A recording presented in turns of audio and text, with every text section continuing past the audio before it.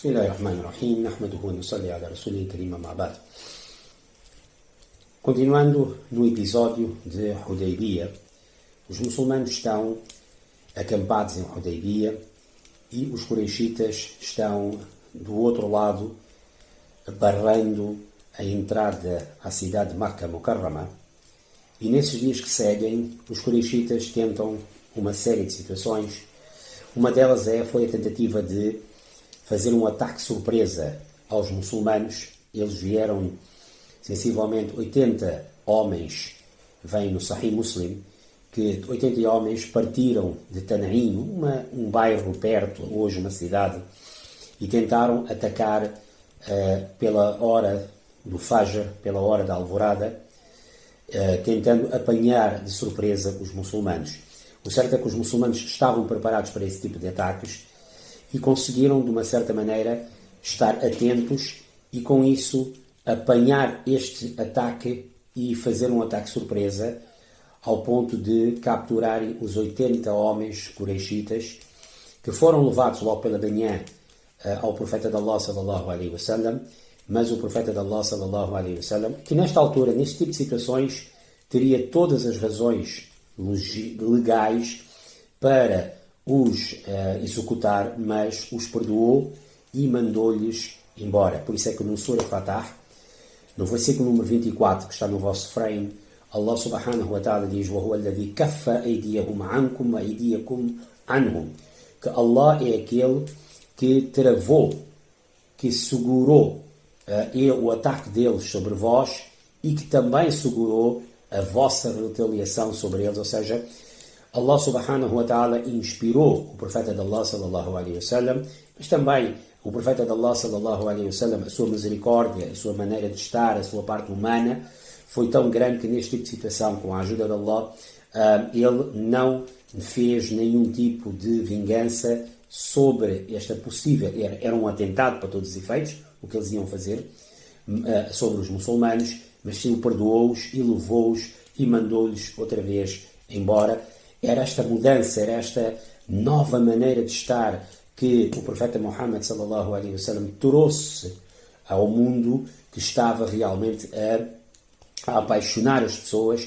E por isso é que nós sempre dizemos, antes de falarem sobre a figura dele, sobre o Islão, convém ler a história primeiro. Depois eles são enviados para casa, portanto eles são enviados de volta para Meca, e quando começa a haver este impasse, começa a haver pessoas que estão preocupadas com esse tipo de mais uma possível guerra. Havia um senhor chamado Budayl bin Waraqa, radiyallahu anhu, que era da tribo de Khuzai, portanto ele não estava, nem era amigo dos Quraishitas, nem era amigo dos muçulmanos. Ele pensou por bem tentar mediar essa situação, sem ter pedido, sem ter sido chamado, e ele vai ter ao acampamento do profeta de Allah sallallahu alaihi wasallam, explicando que os Quraishitas estão daquele lado e que realmente e o que é que realmente estava a acontecer. O profeta de Allah sallallahu alaihi wasallam explicou-lhe que tinham vindo para fazer a peregrinação, tal como todo mundo fazia a peregrinação, e o povo de Meca pela primeira vez estava a barrar peregrinos e que tinha vindo em paz, não tinha trazido nenhum tipo de armamento, nem nada, mas os Quraishitas estavam cegos pela guerra, queriam a todo custo fazer a guerra, e ao passo que ele estava preparado para qualquer tipo de negociação para realmente fazer a paz, mas se tivesse que cair na luta, se tivesse que haver guerra, também os muçulmanos não iam fugir. E aí o profeta de Allah sallallahu alaihi wasallam, um homem valente, forte, corajoso, disse que queremos a paz, mas se tivermos que realmente entrar na guerra, eu se tiver que cortar a minha cabeça, era uma expressão da época, estarei pronto para fazer isso. Budayl volta a Meca e pede uma audiência com os Quraishitas.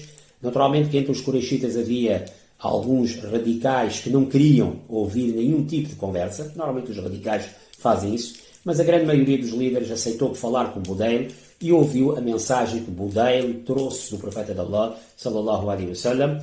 E ao terem ouvido efetivamente essa situação, aliás, o próprio profeta de Allah sallallahu alaihi wasallam até dizia realmente que se o vosso problema é ficarem mal perante os árabes, que nós viemos fazer a peregrinação e vocês não puderam fazer nada, ele até sugeriu que os Qurayshitas durante alguns dias ficassem fora da cidade para que os muçulmanos pudessem fazer a peregrinação e depois fossem para casa outra vez. Os Qurayshitas até gostaram dessa ideia, mas disseram que este ano nós não iremos permitir que haja qualquer tipo de peregrinação, e a razão era sempre a mesma. A Jahiliya, o tempo da ignorância, o conceito de nós não vamos ceder porque vamos ficar mal perante todo o mundo, os árabes vão gozar connosco, nós não estamos, nosso nome é o nosso nome, é o nosso nome. Sempre foi esse o problema que eles tinham naquela época, e então recusaram qualquer tipo de negociação com os muçulmanos. Eles enviam do seu lado, os Qurayshitas, enviam do seu lado um homem chamado Urwa ibn Mas'ud. Mais tarde ele vai se converter ao Islão, vai ser um grande discípulo, Al-Thaqafi, que vinha da cidade de Taif. E ele foi amando, ele disponibilizou-se mediar em nome dos Qurayshitas, por causa da ligação que ele tinha com os Qurayshitas, e ele foi realmente lá.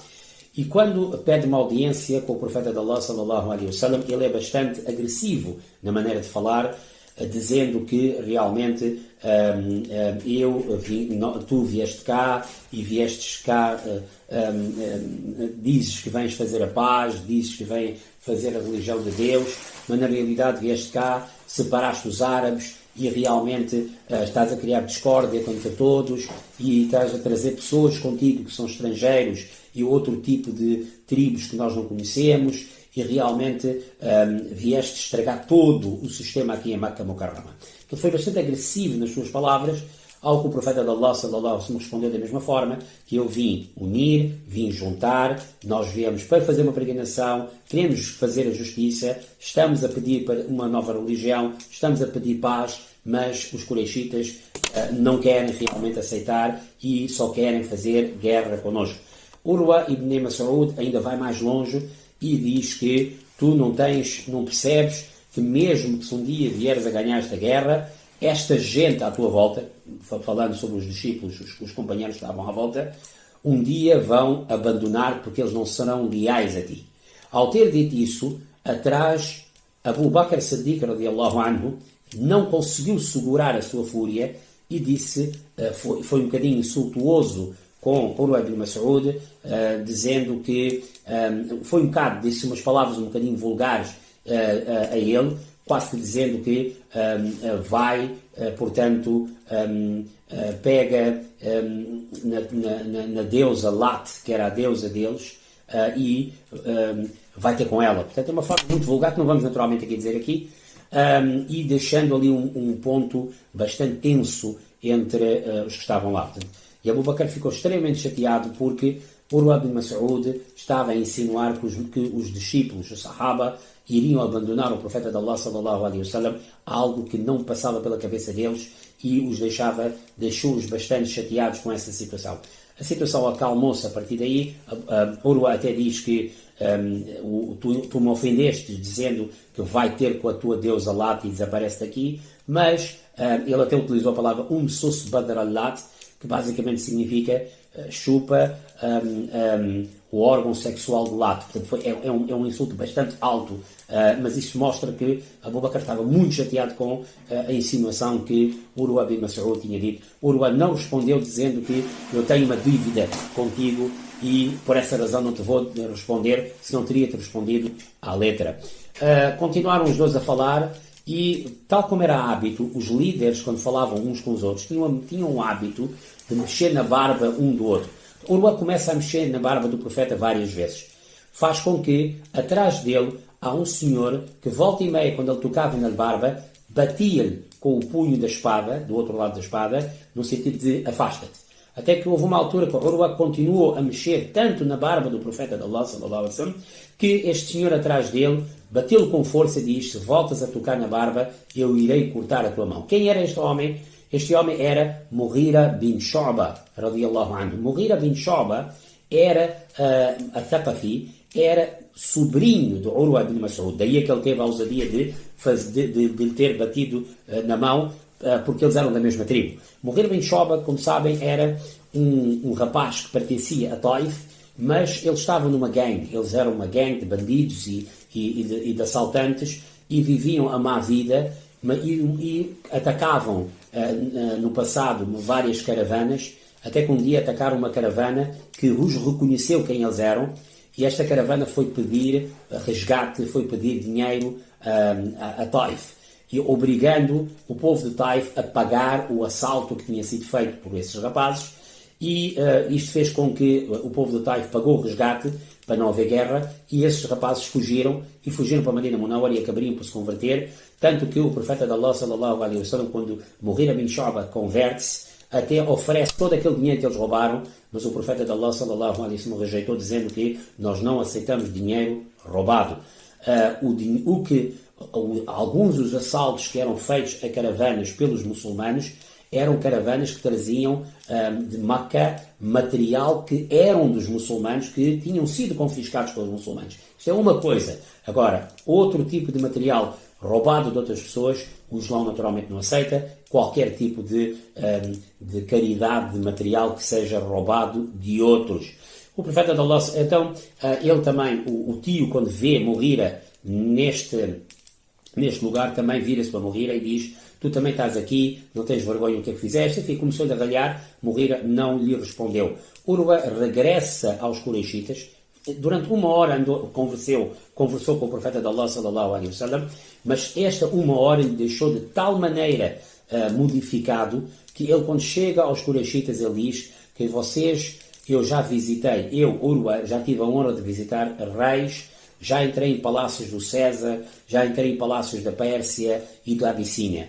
Eu nunca vi tanto respeito a ser dado a um rei como eu vejo o respeito que os companheiros do profeta de Allah, sallallahu alaihi wasallam, dão ao próprio profeta. Ele depois vai explicando, ele explica como é que os discípulos eram. É curioso que veio de um homem que não era muçulmano na época. Ele diz: o profeta não cuspia para o chão, mas todo mundo queria segurar aquele cuspo que ele tinha. Ele não fazia nenhum tipo de ablução e todo mundo queria sentir a água que caía e que ele efetivamente usava. O profeta, quando comandava algo, bastava olhar e as pessoas percebiam o que é que ele realmente queria, e ninguém conseguia olhar, e quando ele falava com alguém, as pessoas olhavam para o chão de profundo respeito. Ele diz: eu nunca vi, muita gente tem medo de reis, tem respeito por imperadores, pelo dinheiro que eles têm. Aqui os discípulos tinham um profundo amor pelo profeta de Allah, sallallahu alaihi wasallam, e era profundo e era espiritual. E por essa razão ele diz que façam o que vocês quiserem fazer, mas garanto-vos, nem os homens vão abandonar. Ele, quando foi a primeira vez falar com o profeta, no início ele diz: este povo vai-te abandonar. E passado uma hora, quando ele volta e fala com os Quraishitas e diz: nem os homens vão abandonar, nem as mulheres vão abandonar. Eu sugiro que realmente vocês deixem eles fazer a peregrinação e vão-se embora. Esta gente ama profundamente o seu mestre e não vai abandoná-lo, e esta causa nunca mais. Hoje os Quraishitas ficam zangados, dizendo que este ano ele não vai entrar e nós esperávamos mais de ti, e realmente mandam-lhe embora. Isso faz com que, na primeira fase, Budail, entre os Khuzais, também vai-se embora e leva consigo a tribo toda. Agora Urwa bin Mas'ud também vai-se embora e leva consigo a tribo de Taif. Dizem que Urwa aceitaria o Islão mais tarde, publicamente, no ano 9, seria um dos primeiros líderes de Taif. Taif, que acaba de ser uma das últimas cidades a cair para o Islão, porque era uma cidade muito, muito teimosa, eram gente muito dura e muito difícil de gerir. Quando ele se converte, o profeta sallallahu alaihi wasallam até diz-lhe que Urwa, eu queria que tu ficasses cá em Medina, porque o teu povo é um bocado complicado. Ele disse: não, o meu povo é tão bom, gosta tanto de mim, que se eu um dia estiver a dormir, eles nem vão acordar, porque eles têm muito respeito. Mas isso era antes do Islão. O profeta, então ele convence o profeta sallallahu alaihi wasallam a voltar, e quando ele volta, ele começa realmente a pregar, e é altamente ofendido e insultado, ao ponto de um certo dia ele está no seu terraço e alguém de longe dá-lhe um tiro e ele acaba por morrer. O profeta de Allah sallallahu alaihi wasallam, quando olhava sobre Urwa, dizia que Urwa foi morto como o homem do capítulo Yassin. O Surah Yassin, que é o capítulo número 36, fala também de um homem, no tempo de Jesus, que pregou ao seu povo e foi morto pelo povo. O profeta de Allah, sallallahu alaihi wasallam, disse que Urwa também aconteceu-lhe a mesma situação. Ele, daqui, os muçulmanos decidem enviar alguém para realmente ir em nome dos muçulmanos agora para negociar. Eles enviam, o profeta sallallahu alaihi wasallam envia um sahabi chamado Hiraj bin Umayya, que pertencia aos Khuzais. Mais uma vez aqui, ele não quer enviar ninguém qurayshita para não haver fricção, para não haver pressão e para não haver qualquer tipo de tensão, mas também não quer enviar ninguém de Medina Munawwara, porque também não quer realmente que os qurayshitas também sintam-se que alguém de fora veio. Então ele manda um homem de Khuzai, da mesma tribo de Budail, que era uma terceira tribo, onde ele põe-o no seu camelo e diz, olha, vais no meu camelo, é o meu nome, e vais tentar falar com eles. Mas quando este senhor Hiraj ibn Umayya chega perto dos qurayshitas, eles ficam chateados porque dizem, porque é que vocês mandaram um homem que não pertence aos qurayshitas, e dizem que eles cortaram o joelho do camelo onde eles estavam, e estavam quase para matar, mas alguém da tribo Khuzaita que vivia entre os qurayshitas conseguiu salvar e mandar enviá-lo para outra vez. Depois dizem que outro homem de uma outra tribo, que é uma tribo de Kinana. Kinana era uma espécie de uma tribo que vivia na periferia de Meca. Também propôs ir falar com o profeta de Allah, sallallahu alaihi wasallam, e então um homem chamado Hulais ibn Alqama foi em nome dos qurayshitas agora para tentar haver essa negociação de um lado para o outro. Quando de muito longe o profeta sallallahu alaihi wasallam vê Hulais a vir de Meca para vir falar com eles, e o profeta manda todo o mundo, porque a tribo de Kinana era uma tribo que vivia na periferia de Meca, e eles tinham muito este conceito de degolar os animais, eles é que tratavam dos animais e tudo mais. Então o profeta manda todos os animais que tinham vindo para serem degolados na peregrinação, manda todos esses animais para fora, para ele poder ver de longe milhares de cabeças de gado que os muçulmanos estavam prontos para oferecer em Meca, na Kaaba, em nome de Deus. Este senhor, Hulais ibn Alqama, quando vê isso, dá meia volta e volta para Meca. Ele nem chega de falar com o profeta de Allah, sallallahu alaihi wasallam. Ele vai para Meca e diz: que pessoas são vocês? Essa gente veio para fazer peregrinação, essa gente trouxe milhares de gado que vão degolar e vão dar de comer aos nossos pobres, e vocês estão a fazer esse tipo, que raio de pessoas é que são vocês? E então já é um terceiro homem a ir-se embora e levar com ele a sua tribo inteira. É aí que o profeta de Allah, sallallahu alaihi wasallam, decide enviar um qurayshita de Gema para falar com os qurayshitas. E ele primeiro pensa em Omar. Sayyidina Umar radiallahu anhu até diz que se é uma ordem, não há problema, eu vou. Mas se for uma sugestão sua, posso lhe dar uma outra sugestão? O profeta de Allah, sallallahu alaihi wasallam, disse que sim. Ele disse: olha, eu não tenho problema em ir, não tenho problema nenhum. A única situação é, número 1, eu não tenho nenhum familiar meu. A tribo de Adi quase toda já tinha entrado no Islã. Eu não tenho nenhum familiar meu lá, eles lá podem me provocar e haver um problema. Porque é uma situação tensa. Número 2, eu penso que devias enviar alguém dos nossos que seja mais calmo e eloquente a falar e seja mais próximo a nível familiar. Este homem era Sayyidina Uthman radiallahu anhu. Porque Sayyidina Umar era uma espécie de 8º grau, 7º grau primo dos Omaias e dos Hashemitas. Ao passo que o Uthman já era muito mais próximo, era praticamente 2º, 3º grau, e seria um homem que seria aceito entre eles, era omeída e ao mesmo tempo sabia falar. E o profeta sallallahu alaihi wasallam gosta dessa ideia e diz: muito bem, está muito bem pensado, vamos enviar Uthman porque ele está mais próximo a nível de família e é eloquente, eu percebo a tua situação e está muito bem pensado. Isto mostra que muitas das vezes as ordens que vinham, que o profeta sallallahu alaihi wasallam dava, quando vinham da parte de Deus, era uma ordem comandada, ninguém punha isto em causa. Mas quando havia uma sugestão, todos tinham direito, efetivamente, de sugerir. No fim, o profeta de Allah, sallallahu alaihi wasallam, tomava essa decisão. Foi assim que isso aconteceu e é assim que eles decidem enviar Sayyidina Uthman, radiallahu anhu, para representar os muçulmanos nesta negociação. Inshallah, o próximo iremos falar na próxima semana, no próximo episódio. وآخر دعوانا الحمد لله رب العالمين وصلى الله على سيدنا محمد وعلى آله وصحبه أجمعين.